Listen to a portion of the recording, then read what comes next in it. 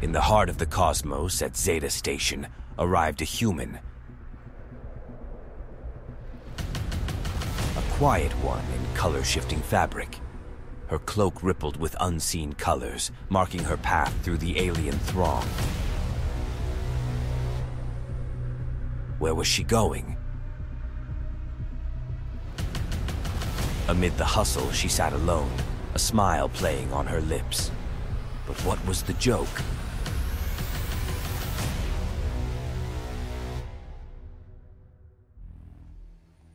In a universe where interstellar travel was as routine as a morning jog, countless species interacted, traded, and lived side by side. Among these, the humans, known as the Quiet Ones, were a curiosity. They kept to themselves, their settlements hidden behind advanced cloaking technology, their actions often shrouded in mystery. Their home planet was a matter of speculation, with names floated around like Earth or the Sol, but no one knew for sure. In the bustling hub of Zeta Station, a hub of interstellar travel, a human sat alone at a table in the crowded food court. Her cloak, a fabric known for its color-shifting properties, was a calming blue. She sipped slowly from a cup of hot liquid, a comforting aroma wafting from it. A pair of Arcturians, large, intimidating creatures fresh from their ascension ceremony, approached the table. They wore their ceremonial armor still shiny and unscathed. "Hey, Quiet One," the larger of the two barked, slapping a heavy hand on the table. The human glanced up, then returned to her drink. "What, no words for us?" the second Arcturian chided. The human's cloak remained a soothing blue, and she continued to sip her tea serenely. "Maybe he's just shy," the first Arcturian sneered, turning to his companion. They shared a harsh laugh. The human simply shrugged, her focus on the cup in her hands. Not getting the reaction they sought, the first Arcturian swatted the cup from the human's hand. The cup shattered on the ground, the liquid soaking into the synthetic flooring. The human's cloak flickered, shifting to a cool green. She looked at the Arcturian, her expression unreadable. "I think you owe me a drink," the human said, her voice low but clear. With a roar, the Arcturian lunged at the human. His attack was met with a swift, precise strike that sent him sprawling back. The human's cloak shifted to a vibrant orange. The second Arcturian, taken aback, reached for his energy blade. "You'll pay for that, Ghost." "Is that a promise or a threat?" the human replied, her voice steady. Before the Arcturian could activate his blade, the human closed the distance, her hand gripping the Arcturian's throat. The human's cloak turned a deep, resonant purple. "Consider this a lesson in manners," she said calmly, releasing the Arcturian who slumped to the floor, gasping for breath. Rising from his seat, the human approached the food court counter. "One more of the same, please," she said, paying for his drink. Her cloak shifted back to a soothing blue. She left, leaving behind a stunned silence. An alien scientist, intrigued by the human's display of strength and serenity, decided to follow her, hoping to learn more about the mysterious species known as humans. The human walked briskly through the dimly lit corridors of Zeta Station, her cloak a beacon of calm amid the bustling hub of interstellar life. Thrawn, the Kaltorian scientist, followed the human at a safe distance, his myriad eyes taking in every detail. As they moved through the labyrinthine corridors of Zeta Station, Thrawn tried to speculate on the human's potential actions. He had heard stories of humans' unpredictability, their capacity for both compassion and violence. His own research had yielded little concrete information, only adding to their enigma. The human stopped at a small shop, nestled in a quieter section of the station. Thrawn, careful not to be noticed, hid behind a large metal container nearby. He watched as the human entered the shop, an establishment run by an aged Zarkian, known for dealing in unique artifacts. Peering through the small window of the shop, Thrawn saw the human pointing at a dark, ornate bottle nestled amongst other exotic goods. The shopkeeper, a seasoned Zarkian named Vriz, looked surprised. "Are you sure, human?" Vriz asked, his voice trembling slightly. "You do know what that is, right?" The human nodded, her cloak shifting to a deep brown. "It's wine, from Earth." Vriz's eyes widened. "But that's lethal to almost every species in the cosmos. It's why we keep it as an oddity, not an actual commodity." The human shrugged, her cloak shifting to an ocean blue. Not lethal to us. It's a delicacy, you could say. Vriz carefully packaged the bottle, looking at the human with newfound respect and a hint of fear. Thrawn, watching from his hiding spot, was equally shocked. Wine, a lethal poison for most species, was a delicacy for humans.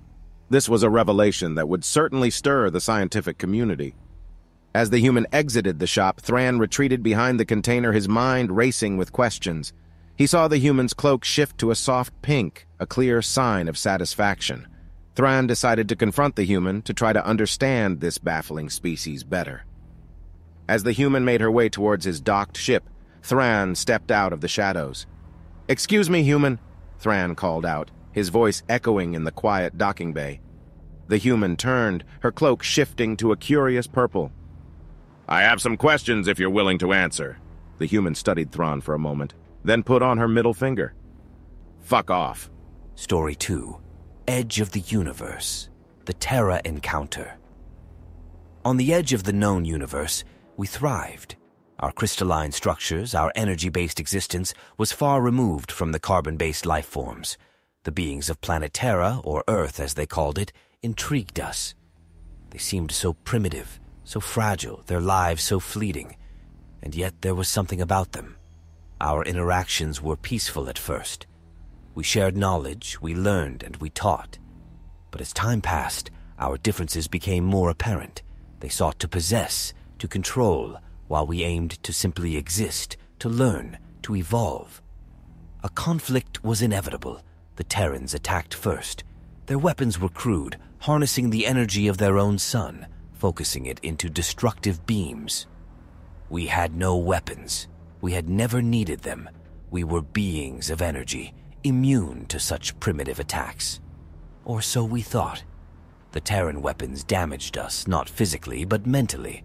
The concentrated energy beams disrupted our collective consciousness, caused pain, a sensation we had not experienced before. We retaliated as best we could, using our advanced knowledge to disrupt their technology, to halt their attacks. But the Terrans were relentless, resourceful. They adapted, they evolved, they found ways to continue their attacks. And with each attack, our consciousness wavered, our unity fractured.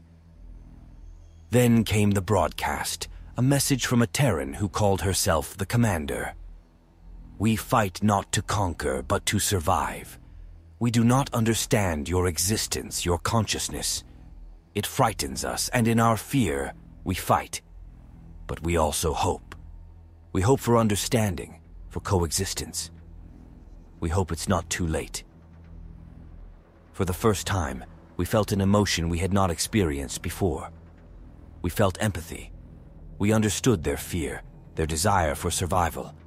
We saw a reflection of ourselves in them, a reflection distorted but recognizable. In that moment, we ceased our retaliation. We took the first step towards understanding, towards coexistence. It was a step fraught with difficulties, with uncertainty, but it was a step worth taking. The Terrans had taught us a valuable lesson, a lesson of empathy, of survival, and of hope. Story 3. The Symphony of Existence. In an age where interstellar travel had become as commonplace as taking a bus, humanity had spread its influence across numerous galaxies. The secret to bending space and time had been unlocked, and the universe was no longer a vast, impenetrable mystery, but an open book waiting to be read. We found life in all corners of the universe, in all its myriad forms and shades. Some were primitive, barely starting their evolutionary journey, while others were advanced, boasting technologies and societies that made ours seem rudimentary in comparison. Among these alien civilizations, there was one that piqued our interest: the Melodians. They were beings made entirely of sound waves, inhabiting the gaseous giant planet of Harmonia. The Melodians had no physical form, no tangible body, and yet they had constructed a civilization as complex and vibrant as ours. The Melodians communicated by producing intricate sound patterns, a language that was more akin to music than speech. They had no concept of God, no religious beliefs, and no existential angst. Their purpose was to create music, to produce harmonious sound patterns that resonated through the gases of harmonia. We were perplexed. How could a civilization exist without the need for a higher purpose, without the existential questions that had plagued us for so long? We asked them, "What keeps you going? What is the universe for?" Their answer came as a symphony, a melody that echoed through the vast gaseous expanse of harmonia. Translated, it said, "The universe is our orchestra, and we are its musicians. We create music not because we have to, but because we want to. The universe doesn't need a purpose to exist, and neither do we. We exist, therefore we create." Their answer struck a chord within us.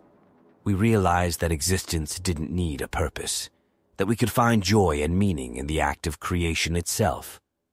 The Melodians had no god, no divine entity guiding them, and yet they were content. Their music, their art, gave them purpose. This revelation sparked a revolution in our society. We began to question our beliefs, our need for divine purpose. We started to find joy in creation, in exploration, in the mere act of living. We were no longer slaves to existential dread, but masters of our own destiny. In the end, we realized that the universe was not a grand machine with a divine purpose, but a canvas waiting for us to paint our own stories, compose our own symphonies. And so we played on, creating music in the grand orchestra of the universe.